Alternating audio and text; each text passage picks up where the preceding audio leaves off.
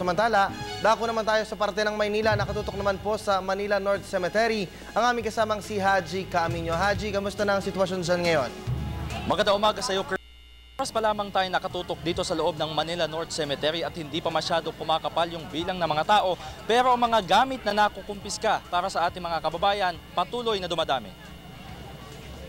Sa pinakahuling monitoring natin, Kirby, ay umaabot na sa mahigit 20 yung mga nakukumpiskang gamit ng mga kababayan natin na mahigpit na ipinagbabawal ng mga otoridad. At nakikita ninyo ngayon sa inyong mga television screens yung ilan lamang sa mga ipinagbabawal at sa nakikita natin ay nasa 28 na yung bilang ng mga nakukumpiskang gamit. Kabilang sa mga yan ay yung mga thinner at yung mga matutulis na bagay na ginagamit sa paglilinis ng puntod ng mga yumao ng ating mga kababayan. Maliban dyan, nakikita din natin dito ay yung mga lagare at yung mga cutter na mahigpit nga talagang ipinagbabawal dahil maaaring makapinsala ito para sa ating mga kababayan. Mahigpit kasi pinagbabawal, Kirby, yung mga gamit na yan dahil na rin sa masamang amoy netong mga thinner na ito. Kung kaya naman paalalahanan natin yung ating mga kababayan na maliban po sa mga ipinagbabawal na yan, bawal din po yung mga playing cards o yung baraha at bawal din po yung mga malalakas na sound system o yung music. Samantala sa pinakauling estimate ng pamunuan ng sementeryo, naabot na sa mahigit 5,000, approximate pa lamang yan, 5,000 na mga tao na yung pumapasok at lumalabas dito sa Manila North Cemetery na tinagurian nga na pinakamalaki sa buong bansa na may lawak na 54 hectares. At samantala kung seguridad naman yung pag-uusapan, narito pa din ang Manila's Finest o yung Manila Police District at pinakalat nga sila sa 4 na bahagi ng naturang sementeryo. At samantala, bagamat hindi nabanggit sa atin yung eksaktong bilang ng mga pulis na nakakalat dito ay sapat naman daw para naman sa seguridad ng ating mga kababayan. At maliban dyan, Kirby, narito din yung ilang mga volunteers mula sa Quezon City na nakita natin dito at maging yung mga firefighters ay nakita din natin dito. Meron din mga first aid stations na itinalaga para naman sa ating mga kababayan na nangangailangan. Sa katunayan, Kirby, meron din tayo dito nakitang ilang volunteers mula naman sa Manila Disaster Risk Reduction Center kung saan ay nag-o-offer sila ng blood pressure check o yung tinatawag natin para sa mga kababayan natin na ma-high blood o di naman kaya yung makakaranas ng heat stroke.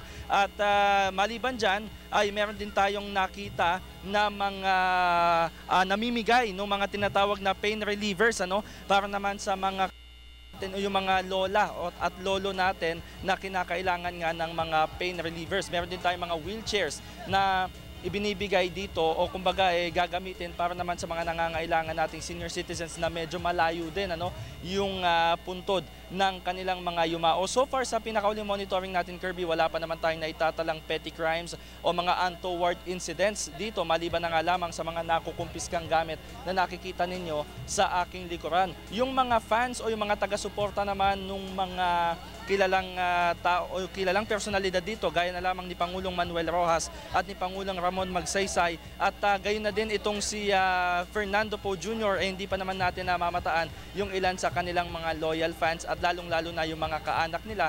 Pero sa tansya natin, bukas pa inaasahang dadagsa yung mahigit sa 1,000,000 tao dito nga sa loob ng Manila North Cemetery kung saan ay dadalaw nga sila sa puntod ng kanilang mga yumaong kaanak. Yan muna ang latest mula pa din dito sa Manila North Cemetery, kasama pa din ang buong tropa ng Unit 4 para sa Telebisyon ng Bayan. Haji Caaminio, balik sa iyo, Kirby. Haji, isang katanungan lang. Oo, kung tight ang security dyan sa opening o sa pagpasok pa lamang ng sementeryo, kamusta naman yung security patupad sa may likod kung saan gumagawa ng hagdanan itong ating may mga residente sa likod mismo ng Manila North Cemetery?